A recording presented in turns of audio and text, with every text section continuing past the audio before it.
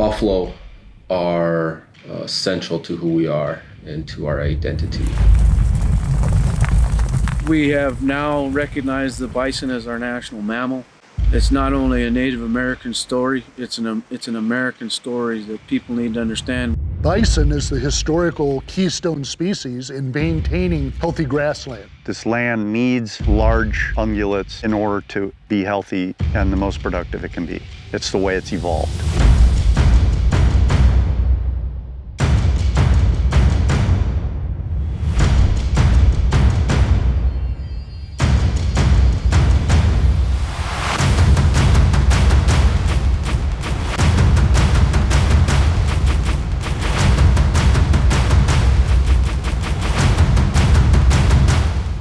There's never a day that I come out and see these animals that I'm not awestruck.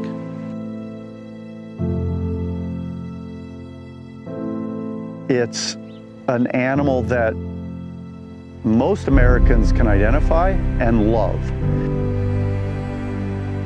It's hard to not romanticize them.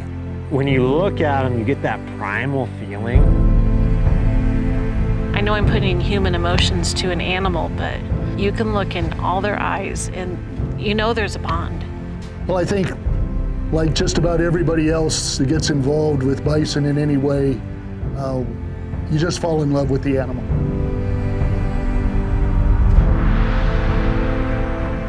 In order for us to be our full authentic selves, and then I think for the buffalo to be their fullest selves as buffalo, as Tatanka as we call them, we have to have a relationship with them.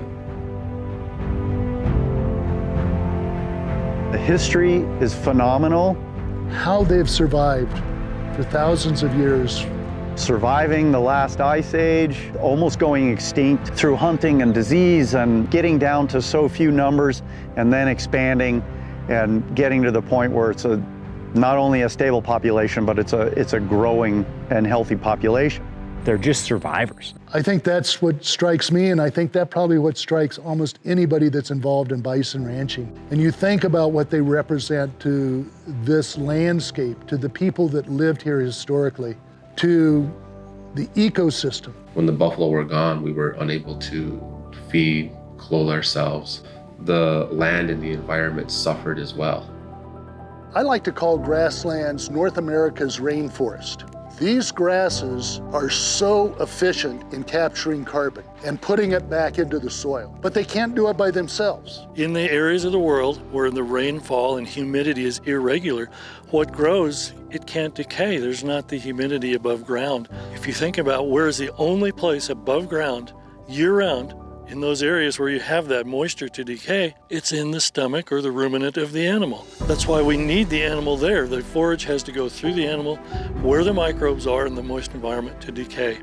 The grassland ecosystems evolved in concert with the bison. The amazing thing, though, is that when you put buffalo back on land, back into the ecosystem, they themselves begin to do ecological work. By restoration of a keystone species, we know that plant and animal biodiversity will increase. Buffalo lives in a way that we all should live. They're incredibly kind animals. They take care of each other in ways that are just magnificent, in ways that are heartwarming, in ways that represent kind of the best ideas that humanity strives for. Any storm that's coming, a buffalo will walk head into it. And they weather it, and not only do they weather it, they actually thrive. That's a metaphor for life. The magnificence of this animal, each and every time you see it. There's just something about these animals that are so incredible. By bringing buffalo back, managing our other wildlife species, ensuring that we have a viable population of buffalo is actually food sovereignty. Bison are prey animals. They've always helped sustain the wolves, the bears, the mountain lions, and the native peoples. We can trace our history back to this part of the world to at least 2,000 years. And during that time, we've relied on buffalo. That's part of the relationship that we have with them. With the numbers of buffalo being so diminished, it's now our turn to take care of the buffalo. They took care of us, and now it's our turn to take care of them. Consumers play actually an important role in the function of healthy bison herds. We want to be ecologically sustainable, but we have to be economically sustainable as well. It's all part of the whole, if you will. Without the consumer, the chain is broken. Without the bison, the chain is broken for the healthy land. So the diet of getting this buffalo back into the dinner plates of our people is also about health and healing. And so as we heal the land by restoring buffalo, we also in turn heal our communities.